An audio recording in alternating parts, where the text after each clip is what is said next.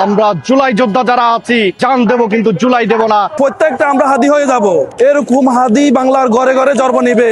হাদি ভাই হত্যার পিছনে আমাদের সরকারের অভ্যন্তরে যে দালালরা আছে তারা জড়িত। এই মেরুদণ্ডহীন ইউনূস সরকার আর অপদার্থ স্বরাষ্ট্র উপদেষ্টা দ্বারা এই বিচার সম্ভব নয়। যারা গদিতে বসার স্বপ্ন দেখে ওই মোদির পাছাটা ছাড়তে হবে। প্রত্যেকটা জায়গায় ভারতীয় এজেন্ট বিদ্যমান আছে। আমরা সাধারণ জনগণ চাই হাদি ভাইয়ের বিচার হোক, কারণ হাদি ভাই ছিল ভারত বিরোধী সংগ্রামী নেতা আমাদের। এরকম হাদি বাংলার ঘরে ঘরে জন্ম নিবে। হাদির যদি আমরা হাদির বিচার দাবি করি, যদি হাদির বিচার বাংলাদেশে না হয়, হাজার হাজার হাদি জন্ম নিতেছে বাংলাদেশে, প্রত্যেকটা আমরা হাদি হয়ে যাব। আমরা সুস্থ তদন্ত করে হাদির বিচার দাবি করি। আইন শৃঙ্খলার অবস্থা খুবই খারাপ, বাংলাদেশের আইন শৃঙ্খলার অবস্থা ভালো না। আমাদের বাংলাদেশে ধর্মপ্রিয় মানুষের উপরে ভারত বিরোধী দেশপ্রেমিক লোকদের উপরে আক্রমণ হয়। ভারতীয় আধিপত্য বাংলাদেশের ভিতরে অনেক বাড়াই গেছে। আমরা ভারতীয় আধিপত্য থেকে মুক্তি চাই। আমরা বাংলাদেশের জনগণ ভারতের আধিপত্য থেকে মুক্তি চাই। আমাদের দেশে প্রত্যেকটা জায়গায় ভারতীয় এজেন্ট বিদ্যমান আছে। ওই জন্য আমরা হাদির বিচার চাইতেছি, কারণ হাদি ভাই ছিল ভারতের বিরুদ্ধে জম। আমি মনে করি হাদি ভাই হত্যার পিছনে আমাদের সরকারের অভ্যন্তরে যে দালালরা আছে তারা জড়িত। তারা কখনোই এই বিচার করতে দিবে না, কারণ তাদের হীন স্বার্থ চলে আসবে। এই মেরুদণ্ডহীন ইউনূস সরকার আর অপদার্থ স্বরাষ্ট্র উপদেষ্টা দ্বারা এই বিচার সম্ভব নয়।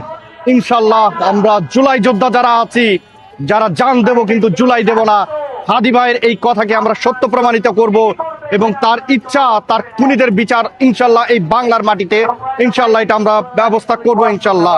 ততদিন আমরা রাজপথ ছাড়বো না।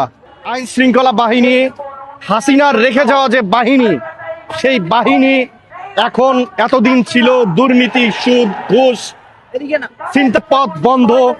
তারা বাসায় বসে ঘুমায় কিংবা বড়জোর থানায় এসে চোখ বুজে ঘুমায়। তাদের মতো নির্লিপ্ততা, নির্লজ্জতার কারণেই দেশে এই অবস্থা। অতি শীঘ্রই এদেরকে লাঠি দিয়ে বের করে সংগ্রামী জনতাকে, ছাত্র জনতাকে এই শূন্য পদগুলো থেকে নিয়োগ না করা পর্যন্ত দেশের আইন শৃঙ্খলা কখনো উন্নত হবে না। যারা গদিতে বসার স্বপ্ন দেখে ওই মোদির পাছাটা ছাড়তে হবে।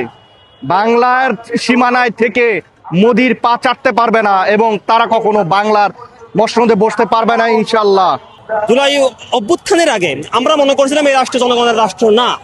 ফলে জনগণ রাষ্ট্র মাটি নেমে এসেছিল, রাজপথে নেমে এসেছিল, কারণ জনগণ তার রাষ্ট্রের যে হিস্সা সেটা বুঝে নিতে চেয়েছিল। কিন্তু দুর্ভাগ্যের বিষয় হচ্ছে জুলাই বিপ্লবের পরেও এই রাষ্ট্র নিজেকে জনগণের রাষ্ট্র হিসেবে প্রমাণ করতে ব্যর্থ হয়েছে। ফলে আমরা মনে করি এই যে হাদির যে আজকের বিচার, এই বিচারকে আমরা শুধু হাদির বিচার মনে করি না, আমরা মনে করি এই হাদির বিচার হওয়ার মধ্য দিয়ে রাষ্ট্রের সেই জরুরি প্রশ্ন, যে প্রশ্নের মধ্য দিয়ে প্রমাণিত হবে এই রাষ্ট্র কি জনগণের না কিছু এলিট শ্রেণীর। কথিত ফ্যাসিস্ট আওয়ামী লীগ এবং ভারতীয় যে দোসর, এখানে অবশ্যই হাত রয়েছে এবং আমাদের কাছে মনে হচ্ছে বর্তমানে যে ইন্টারিম সরকার আছে তাদেরও এখানে একটা হাত থাকতে পারে বলে মনে হচ্ছে। তো আমরা খুব দ্রুত চাবো যেন এর বিচারটা হয়। ইন্টারিম তার আর মেয়াদ নাই, মাত্র 1.5 মাসের মতো মেয়াদ আছে। আমরা চাবো এই 1.5 মাসের মধ্যে ওনাদের অ্যাটলিস্ট একটা ভালো কাজ ওনারা করে যাক। ওনাদের এই বিচারের কাজে কারা বাধা দিচ্ছে, কোন অপশক্তি বাধা দিচ্ছে, সেটা আমরা জানতে চাই। যতক্ষণ পর্যন্ত আমরা এই বিচারের কোনো সুষ্ঠু সমাধান না পাবো আমরা এই শাহবাগ ছাড়বো না। যদি ইন্টারিমের সদয় থাকে তাহলে অবশ্যই সম্ভব, এবং আমাদের যে প্রশাসন এবং গোয়েন্দা বাহিনী ওদের সকলের যদি তৎপরতা থাকে তাহলে অবশ্যই সম্ভব।